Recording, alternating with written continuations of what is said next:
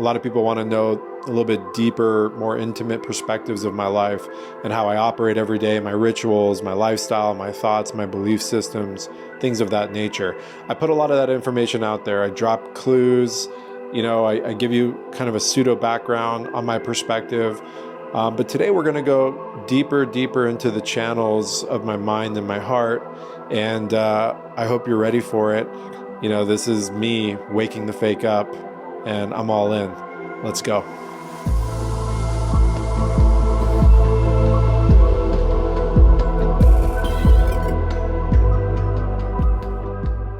Let's talk about intention today. A lot of people ask, what is intention?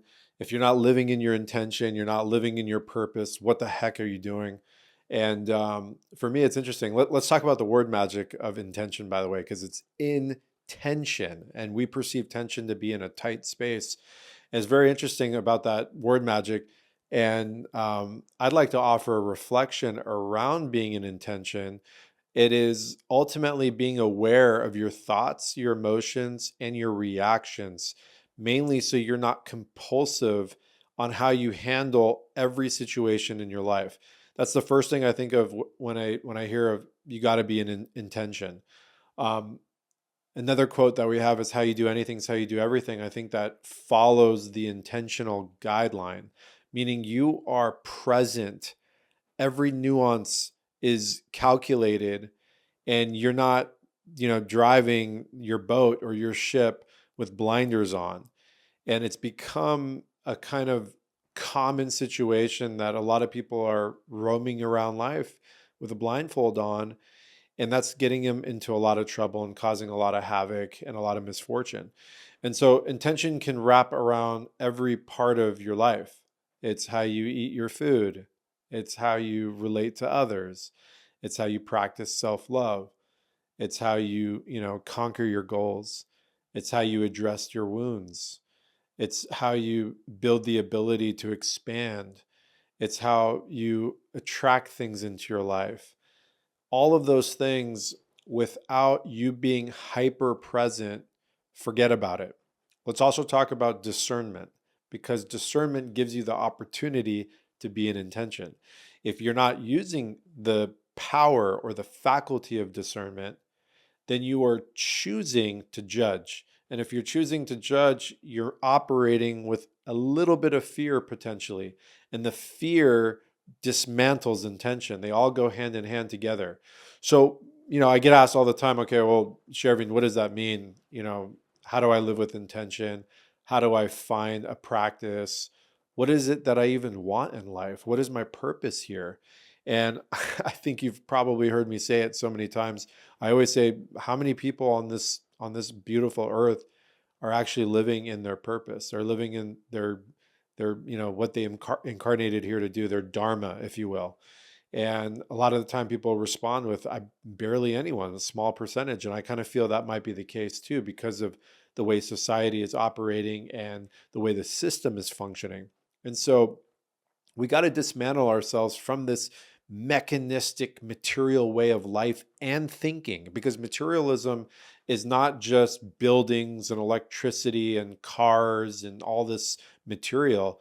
Mechanistic material is the mindset. It's the Ahrimanic mindset. It's the impulse. That impulse governs our thoughts. They limit our thoughts. They only make us think hyper rational. And the problem with thinking hyper rational is ultimately it becomes an illusion, because life is magic. Life has so much subtle energy in it. There's so much beauty to experience, to perceive. It doesn't have to be this left-right brain, disappearance of right brain, just left brain, analytical, right angles, things of that nature. And so for me, I always want to reflect on where my thoughts are accumulating from. Like if I have a certain perception on something, how come it's there first and foremost? Because if I don't get to the root of it, then I'm letting it dictate my life. And that starts to encompass every other sector of my life in all areas. And by getting to the root, you have to identify where these thoughts came from. And I said it on a podcast not too long ago. Our thoughts are coming from all sorts of places. We're getting it from movies. We're getting it from television. We're getting it from the books we read. We get it from our parents. We get it from our childhood. We get it from our schools. We get it from our family. We're getting it from social media. We all know that there is a psychological operation going on in the world. Everyone's talking about it. Look how social media works. Look how the function of materialism and consumerism prey on the mind, right? Your value is as much as is depicted or is connected to what you own or what you have or what you can offer. The affirmation bug has become almost a disease in life where we must be affirmed because of XYZ. Now, let me be clear on that. Affirmation is a very powerful love language, but if your affirmation is coming from a place of scarcity or or a place of where you're vulnerable because you have lack of things in your life, then you're in a position where you need to probably recuperate that and regenerate your self-worth. It's interesting. Every time I talk about impulses, intuitiveness, intention, discernment, all of those things, it just takes me back to self-love. Self-love, you know, loving yourself unconditionally. You know, a special person gave me a book that's called Love Without Conditions.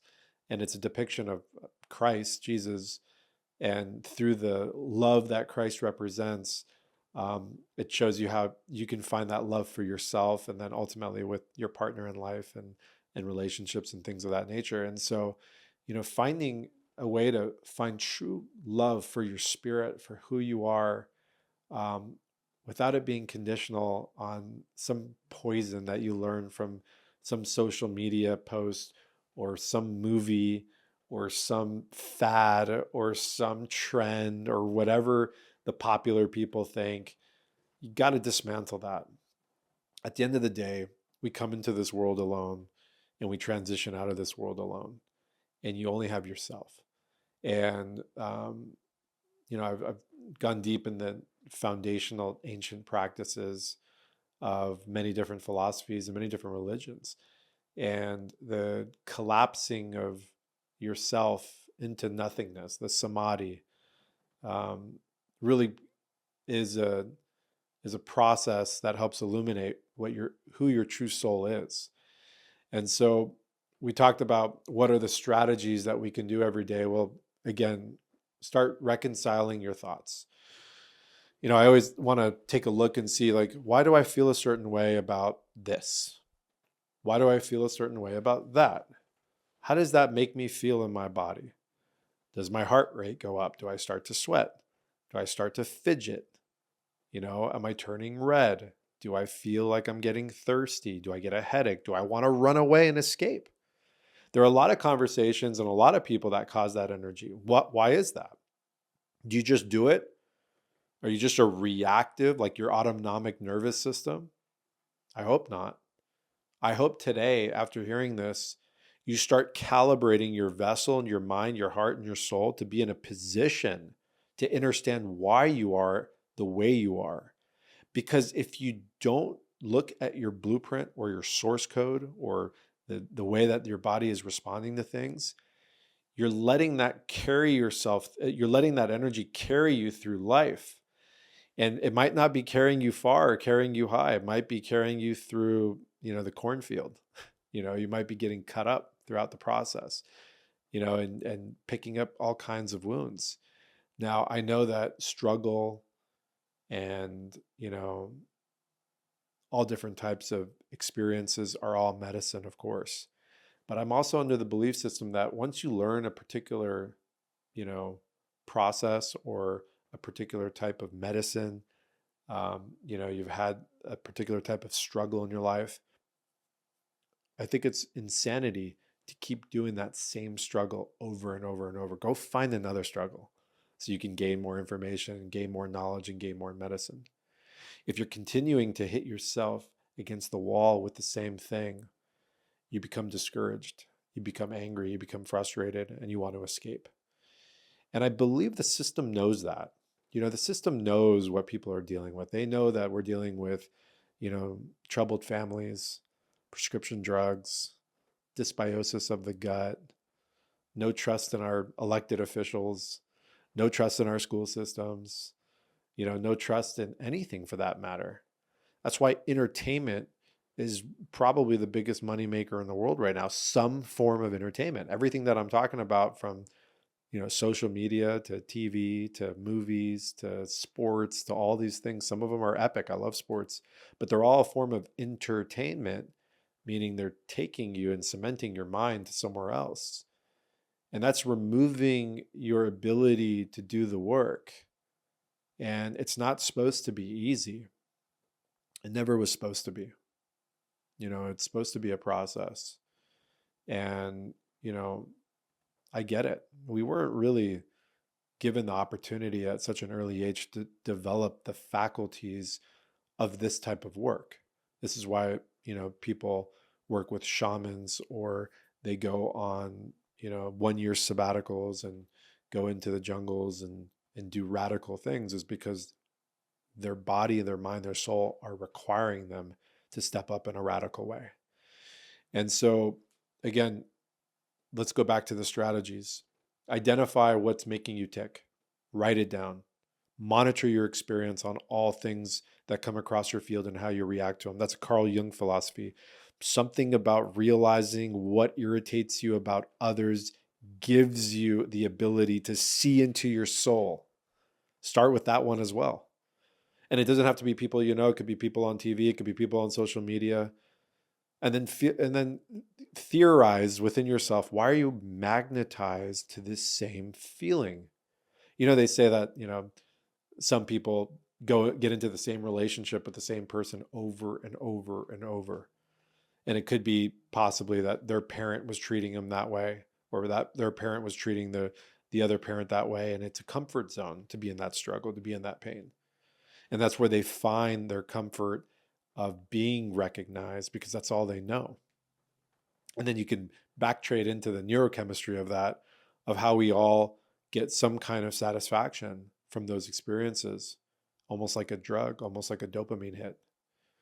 And so when we start monitoring and evaluating our life and getting into the minutia of all these little things, we start creating an opportunity of finding ourselves and moving out of the illusion and out of the heaviness and out of the discomfort.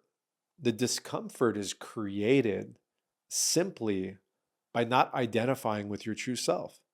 Because when you're in a false reality, you're reaching for everything that's not good for you, anything to turn that off. And that creates self-loathing. And self-loathing then turns into jealousy and envy and hatred and anger, because someone who's empty inside does not want to see anybody else thrive. That's a fact. That's almost physics. And I believe all matter, all electricity, all movement, all chemicals, all minerals, all operate the same as our universe through the natural laws of physics. Energy in, energy out. And so think about it. We have, and I'm generalizing, but there's so many empty people out there. There's so many people that are in pain, that are in anger, that do not want to address the core wounds, that don't want to do the work, that don't want to look in the mirror, and don't want to take accountability. And so on the other side of that, now you have the victim. You have the archetype of the victim. And it's an interesting time because I'm about to take off to Ibiza to do the Freedom Retreat with Richard Rudd, the founder of the Gene Keys. My group, his group, we're all collaborating together.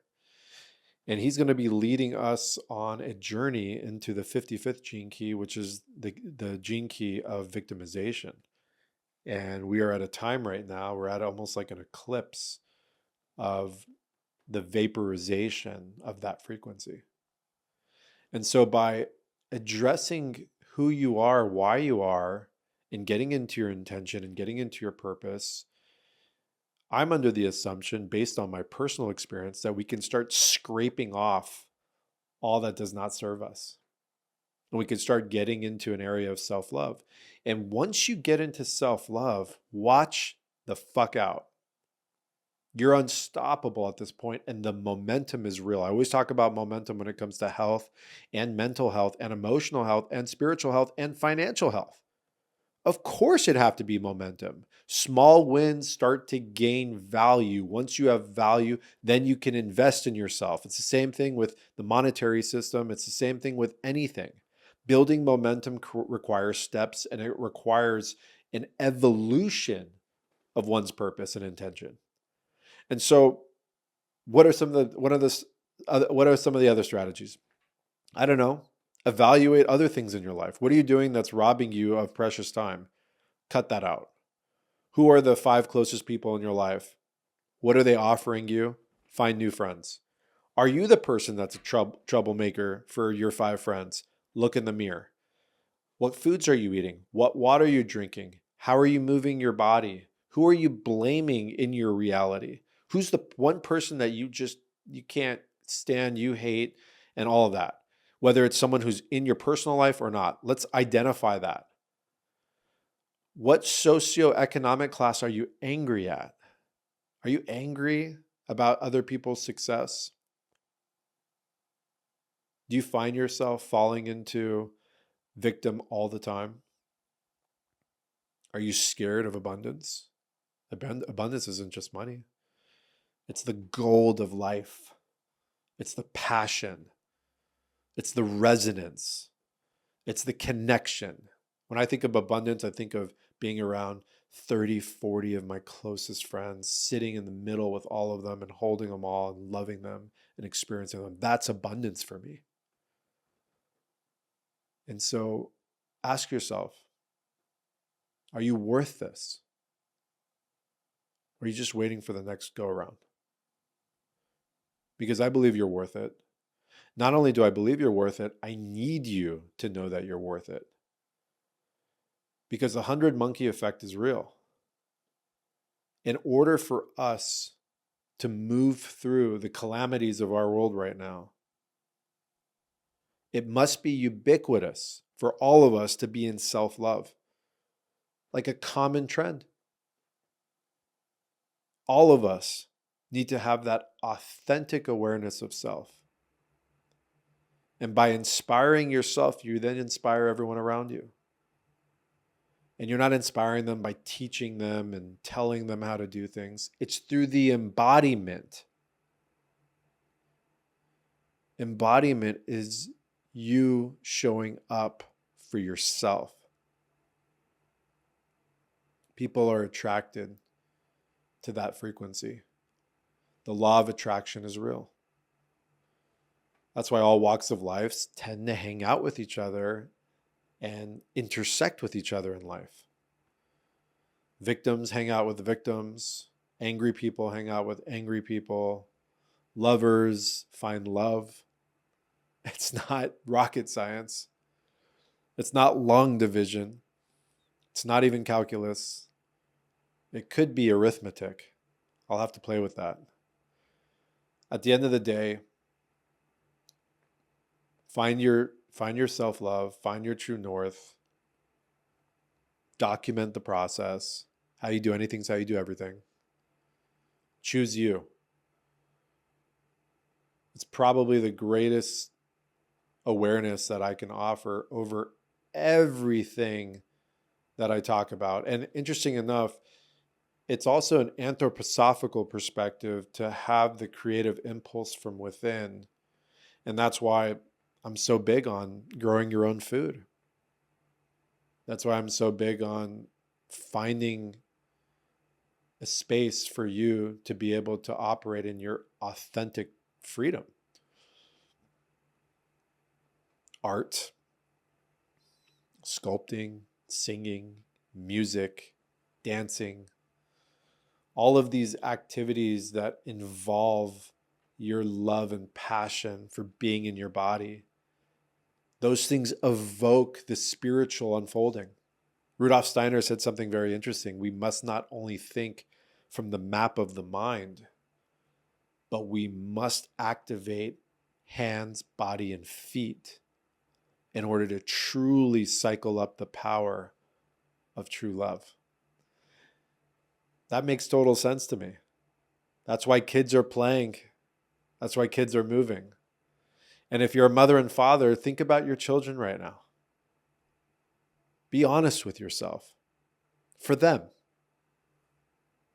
how are they living? What opportunities do they have? Who are they learning from? Your kids are in theta wave, which is a brain wave that's all about imagination and replication.